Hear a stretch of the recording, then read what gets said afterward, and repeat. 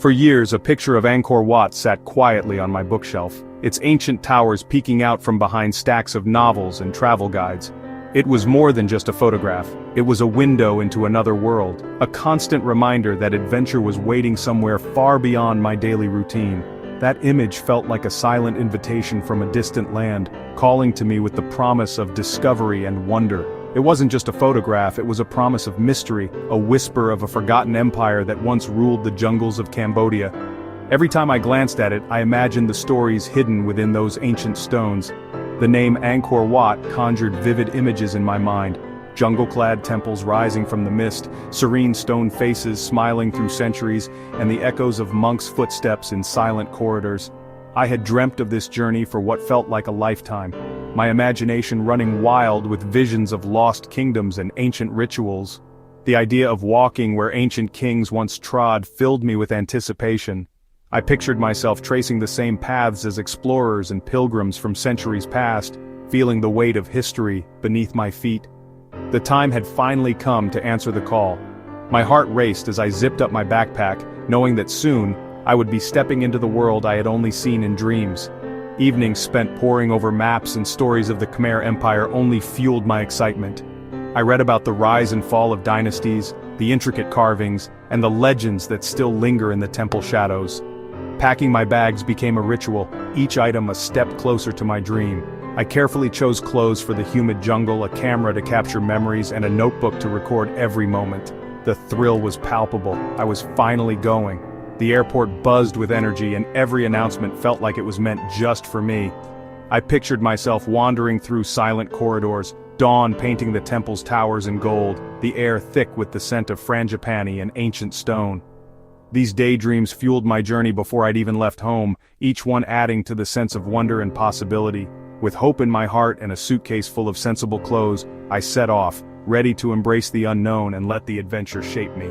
The adventure had truly begun, and with every step I felt the dream that once sat quietly on my shelf finally take flight. Stepping off the plane in Siem Reap, Cambodia's warm, fragrant air wrapped around me. The airport, with its traditional Khmer roof, felt more like a grand pavilion than a terminal.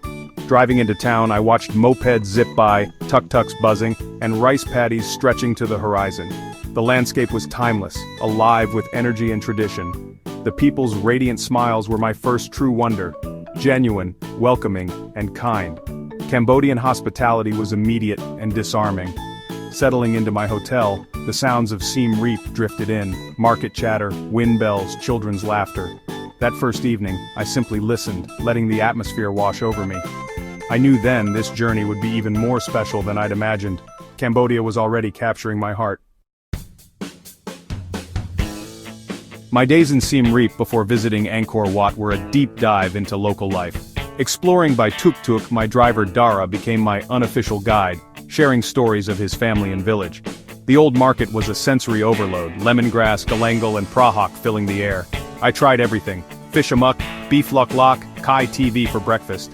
Sitting at a street stall, I felt a real connection to Cambodia through its food. Dara took me to a nearby village where life moved peacefully. Women wove silk scarves, children greeted us with giggles, and elders smiled warmly. These quiet moments revealed the true spirit of Cambodia, resilient, joyful, and generous. The people's optimism left a profound mark on me. Their warmth was as memorable as the temples themselves. On the morning I was to see Angkor Wat, I woke before dawn, buzzing with anticipation. The air was thick with humidity, and the world was still cloaked in darkness. Even before the first hint of light, I could feel the energy of the place, as if the ancient stones themselves were waiting for the sun to rise. My tuk-tuk driver met me in the cool darkness, and we rode through ancient trees toward the temple. The road was quiet, save for the soft hum of the engine and the distant calls of waking birds. As we passed beneath the dense jungle canopy, I caught glimpses of other travelers, all drawn by the same magnetic pull of Angkor Wat at sunrise.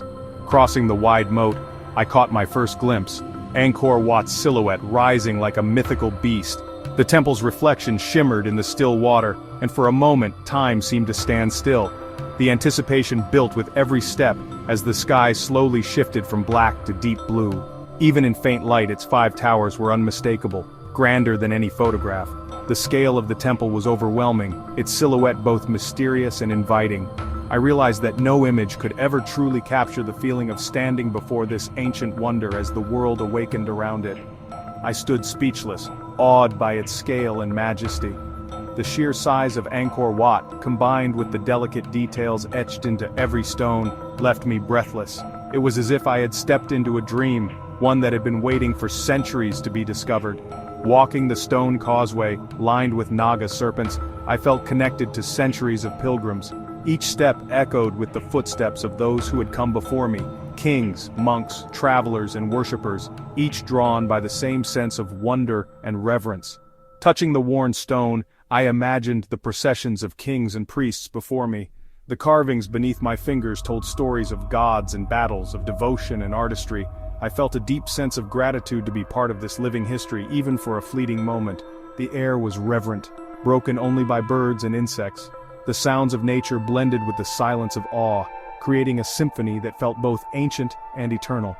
It was a reminder that Angkor Wat was not just a monument, but a living, breathing place. Entering the first enclosure, the outside world melted away. The temple's walls seemed to embrace me, shutting out the noise and chaos of modern life. I felt as if I had crossed a threshold into another realm, one where time moved differently. The walls were covered in intricate carvings, every surface telling a story. Scenes of epic battles, celestial dancers, and ancient rituals unfolded before my eyes, each detail a testament to the skill and devotion of the Khmer artisans. The atmosphere was thick with history, a powerful, humbling presence. Shadows danced along the corridors, and shafts of light illuminated hidden corners, revealing secrets that had endured for centuries. This first encounter was everything I dreamed of and more. The reality of Angkor Wat surpassed every expectation, filling me with a sense of awe and gratitude that words could barely express. It was an emotional arrival at a place that felt like the world's sacred center. I felt small, yet deeply connected to something vast and timeless, as if I had found a piece of myself in these ancient stones. I was inside the heart of the ancient Khmer Empire. Surrounded by the echoes of history, I understood why so many had journeyed here in search of meaning, beauty, and inspiration. The adventure had reached its peak, but I knew this was only the beginning of my journey through Angkor's mysteries. The memory of that first sight would stay with me forever, a reminder of the magic that still lingers in the world. Inside the main complex, I wandered vast galleries lined with bas-reliefs, stone storybooks of Hindu mythology and Khmer history. The churning of the ocean of milk, gods and demons, apsaras dancing, epic battles, each carving was alive with detail. I traced the cool sandstone, imagining the artists who devoted their lives to this work. Angkor Wat's history is as fascinating as its art. Built in the 12th century, it shifted from Hindu to Buddhist, blending influences everywhere. The temple was the heart of a vast city, a marvel of engineering and faith. Walking its shaded cloisters, I felt peace and awe. The design mirrors the universe, with towers representing Mount Meru. Despite other visitors, quiet corners offered moments of reflection. Alone with the ancient stones, I felt the whispers of the past. Exploring Angkor Wat is a journey upward, physically and spiritually. Each step draws you deeper into a world shaped by devotion and imagination, where the boundaries between earth and sky seem to blur. The climb is not just a passage through space, but a movement through layers of history and meaning. Climbing the steep stairs to the central sanctuary, I felt the effort required to reach the realm of the gods. The ancient stones, worn smooth by centuries of pilgrims, seemed to echo with the footsteps of those who came before me. Each step was a reminder of the devotion and determination it took to ascend to this sacred place. Reaching the upper level, the Bakan, was magical. Panoramic views of the temple and jungle stretched before me. The vastness of the landscape made me feel both small and connected to something immense, as if I stood at the center of a universe carved in stone. The 5 towers, now close enough to touch, stood as symbols of cosmic order. Their soaring shapes mirrored the peaks of Mount Meru, the mythical home of the gods, anchoring the temple to both heaven and earth. The architecture is a symphony of symmetry and symbolism, every element aligned with spiritual meaning. Corridors and columns unfold in perfect harmony, guiding visitors along paths of reflection and reverence. I sat in the shade, watching monks make offerings, the air filled with gentle chanting. The scent of incense drifted on the breeze, mingling with the quiet murmur of prayers, creating an atmosphere of tranquility and timelessness. Light and shadow played across the ancient stones as the sun moved overhead. The carvings seemed to come alive, their stories shifting with the changing light, reminding me that this place is always in motion, always alive. Here, in the temple's heart, I felt its power most deeply, a sense of peace and connection to something timeless. The silence was profound, broken only by the soft echo of footsteps and the distant call of birds from the jungle beyond. Angkor Wat is more than a building, it's a prayer in stone. Its walls are inscribed with stories of gods and kings, of battles and blessings, each carving a testament to the hopes and dreams of its creators. Empires rise and fall, but beauty and faith endure. The temple stands as a witness to centuries of change, its stones weathered but unbroken, its spirit undimmed. The legacy of Angkor continues to inspire wonder. Visitors from every corner of the world come here, drawn by the mystery and majesty of this ancient sanctuary. I left the upper level changed, carrying its serenity with me. The memory of Angkor Wat lingers, a reminder that some places are not just seen, but felt, echoing within us long after we depart. Watching sunrise at Angkor Wat is an experience like no other. In the pre-dawn darkness, I joined a silent procession to the northern reflection pool. The temple was a shadow against a star-studded sky as we waited in anticipation. Gradually the horizon brightened, lavender and pink streaked the clouds, the towers emerged from the gloom. The reflection pool mirrored the unfolding spectacle, creating perfect symmetry. As the sun climbed, the sky exploded in gold and crimson, the temple glowing in the new light. The first sliver of sun over the central tower drew a collective gasp.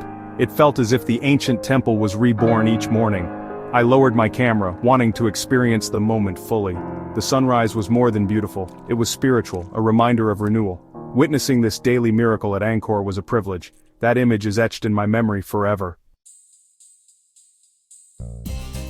Planning your own Angkor adventure? Preparation makes all the difference.